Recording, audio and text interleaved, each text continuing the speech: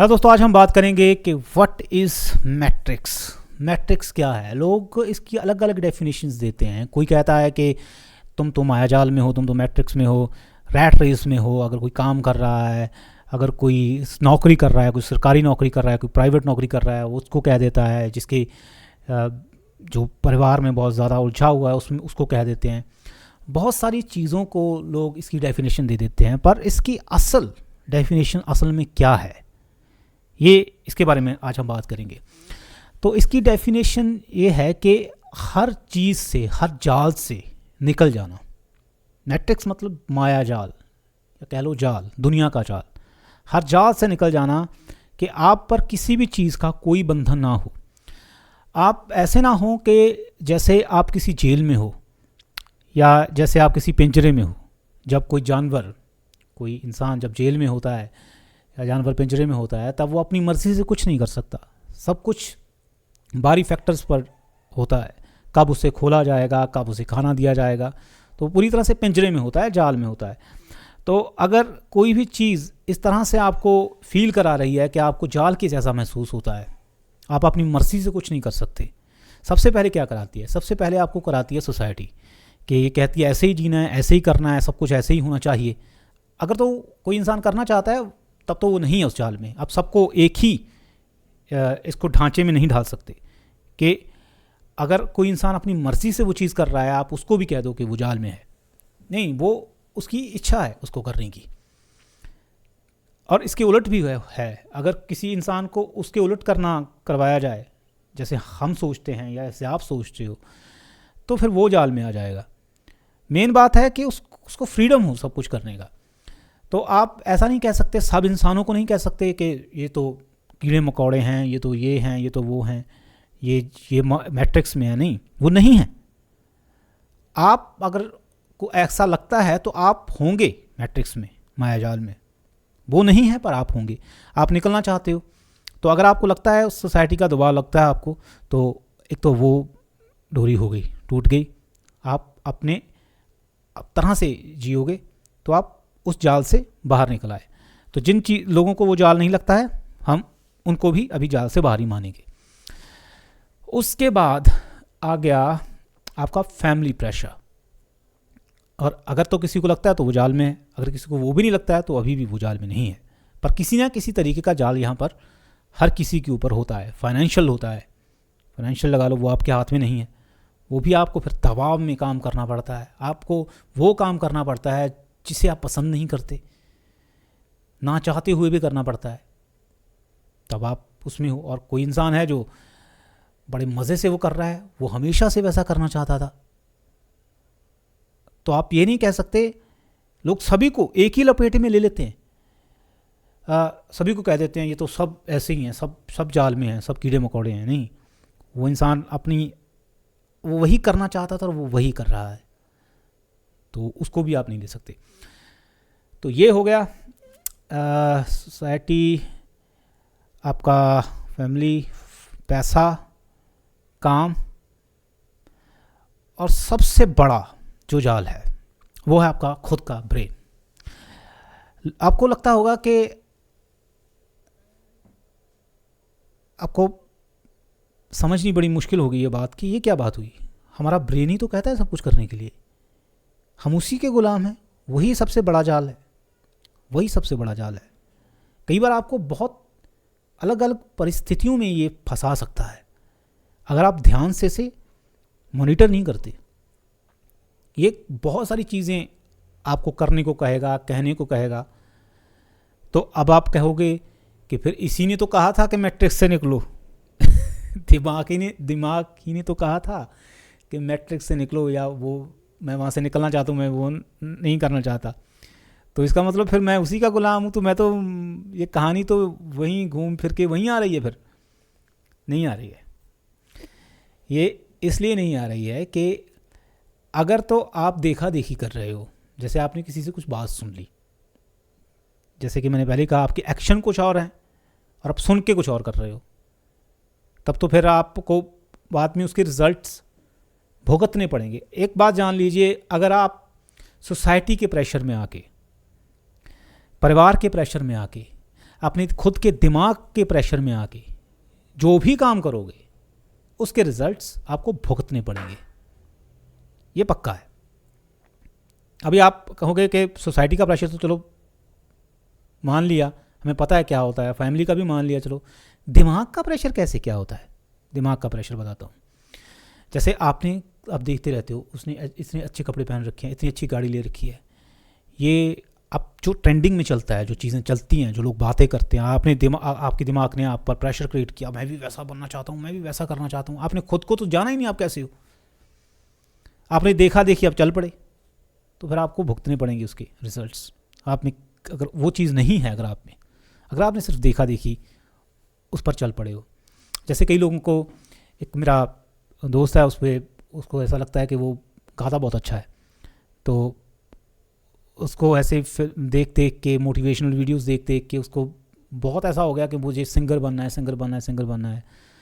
तो बड़े पैसे ख़राब कर दिए, कुछ भी नहीं किया, बड़ी ज़िंदगी बड़ी गलत डायरेक्शन में जा रही है, उसे अभी तक नहीं पता चल रहा उस बात का, पर बाद में उसे उसके नतीजे भुगतने पड़ेंगे, क्योंकि उसने जाना नहीं अपने आप को कि क्या था उसके अंदर और क्या नहीं था।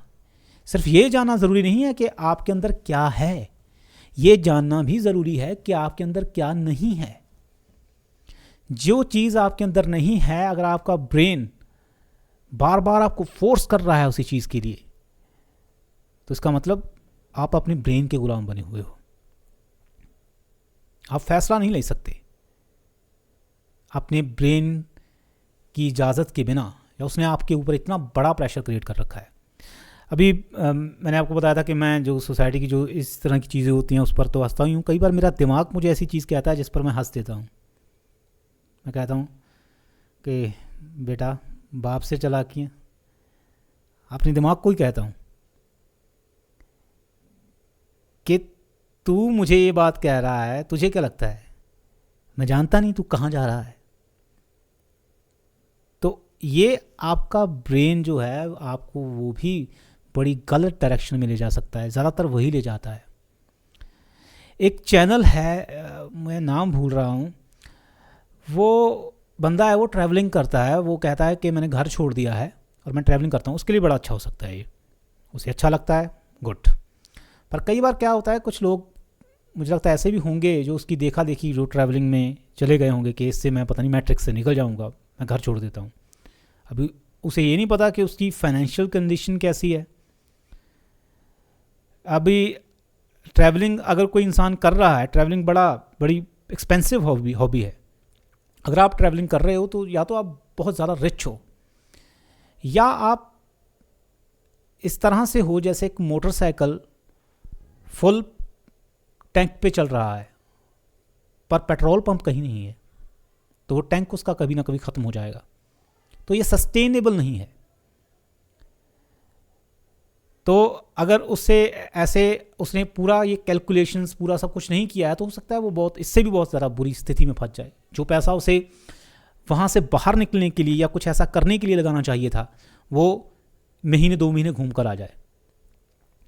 तो ये बहुत बड़ी चीज़ है, बड़ी बात है कि आप सोसाइटी के या इनके ट्रैप्स को समझना तो आसान है क्योंकि ये बाहर हैं।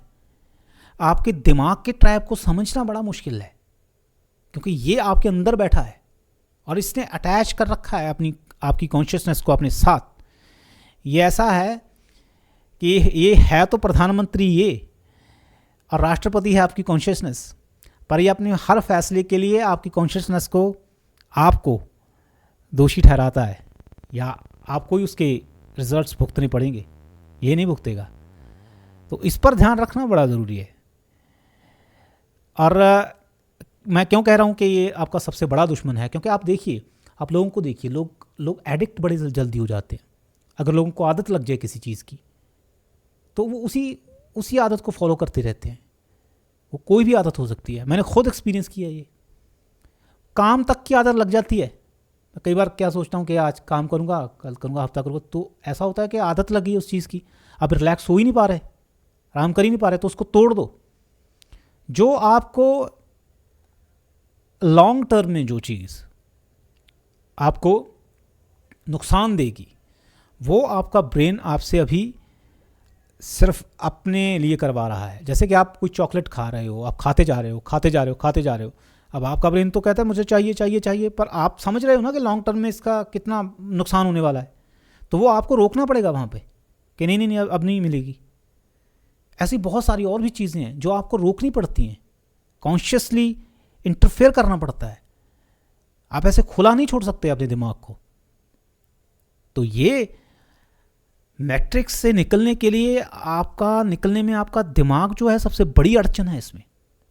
लोग कई बार उलट समझ लेते हैं इसका कि मैं मन मर्जी करूँगा, मैं जो चाहूँगा मैं तो ये करूँगा, मैं तो मैट्रिक्स में फंसा हुआ हूँ। अपने दिमाग को वैसे ही गलत डायरेक्शन में जैसे वो जाना चाहता है वैसे ही चलते चलते चलते चले जाना। वो मैट्रिक्स से आपको निकालेगा नहीं, वो आपको और उसमें धकेल देगा और उसमें डाल देगा। इसका एक एग्जांपल तो मैंने आपको एडिक्शन बताया कि एडिक्शन कैसे आपका ब्रेन उसे कैप्चर करना चाहता है और आपको अभी के लिए लगता है कि आपको वो चीज़ हैप्पीनेस दे रही है, खुशी दे रही है, पर लॉन्ग टर्म में वो आपका सत्यानाश कर सकती है, आपको बिल्कुल नर्क में धकेल सकती है। तो वहाँ आपको इंटरफेयर करना ज़रूरी है। दूसरा मैंने बताया कि अगर कोई चीज़ आपके अंदर नहीं है और फिर भी आपका दिमाग कहता है कि उसको फॉलो करो, तो वो आपकी गलती है कि आप उसको अच्छी तरह से इंट्रोस्पेक्ट नहीं कर रहे हो। आप सिर्फ अपनी बात को आगे रखते जा रहे हो, बाद में आपको पता चलेगा उसका नुकसान हो सकता है आपको। या फिर उसको परख लो पहले अच्छी तरह से, और क्या चीज़ आप में है वो भी जाननी ज़रूरी है। अपने आप को टटोलना बड़ा ज़रूरी है। सिर्फ लोगों को मत जानो, अपने आप को भी जानो। मैं तो कहना लोगों को तो जानो ही मत, अपने आप को ही जानो। जितना जान सको उतना अच्छा, आप उतना अच्छे तरीके से अपनी ज़िंदगी जी पाओगे। तो मैट्रिक्स की जो डेफिनेशन है वो यही है कि आप किसी चीज़ के गुलाम नहीं हो, आप पर किसी चीज़ का प्रेशर नहीं है, ना ही तो सोसाइटी का, ना ही किसी दूसरे लोगों का, ना ही आपके खुद के दिमाग का। आप सब चीज़ों को समझते हो। अगर कोई दूसरा कोई बात कहता है और आप उसे अच्छी तरह से जानते हो तो आप कहते हो ना कि बेटा जानता हूँ मैं, जिस स्कूल में तू पढ़ता है ना उसका मैं प्रिंसिपल रह चुका हूँ। इस तरह से आपका दिमाग भी बहुत सारी चीज़ें कहता है, तो आप उसको भी वही कहते हो अंदर ही अंदर कि मेरे साथ खेल, ये तो अभी जो कह रहा है ना ये मैं करके छोड़ चुका हूँ पहले, मुझे पता है तू क्या कह रहा है। जैसे आपको कोई दिखाए, कोई चीज़ दिखाए, या आपको कोई ऐसे कहे कि मैंने ये गाड़ी ले ली, वो ले लिया, मैं ये हूँ, मैं वो हूँ, चाहे उसके बाद कुछ भी ना हो, और आप लग गए, फिर आपका दिमाग लग गया कल को मैं भी लेकर आऊँगा ब्रांडेड कपड़े, मैं भी अभी गाड़ी 25 लाख की गाड़ी निकलवाऊँगा, साले को दिखाऊँगा मैं भी। तो किसके लिए खड्डा खोद रहे हो तू? खुद के लिए खोद रहा खड्डा। वो उसको क्या दिखाएगा? वो देखकर